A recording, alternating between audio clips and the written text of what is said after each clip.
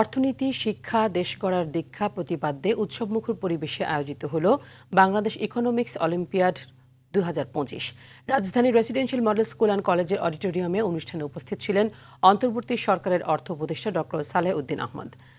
Centre for policy ডায়ালগের নির্বাহী পরিচালক ফাহমিদা খাতুন, সিটি ব্যাংকের ব্যবস্থাপনা পরিচালক মাসুর আরেফিন ও Bangladesh economics olympiad chairman doctor Hossain Zillur Rahman ও বিডিইওর ব্র্যান্ড অ্যাম্বাসেডর মোহাম্মদ মানসুরুল হক প্রমুখ। অনুষ্ঠানে অর্থ উপদেষ্টা বলেন, সাধারণ মানুষ বা সামাজিক পছন্দ ঠিক করাটা সহজ কাজ না।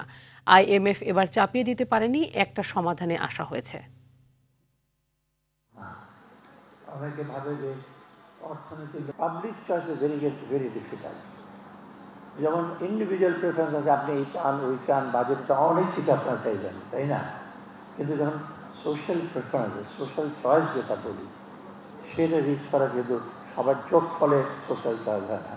আপনি চাইছেন চালের দাম সব কমে দেন, আপনি 10 কেজি চাল ডেইলি চান, 10 কেজি করে 18 কোটি টাকা গুণ করলে কত চাল লাগবে, সেইভাবে তো আমি চালের প্রোডাকশন বা চালের প্রোডাকশন করবো না।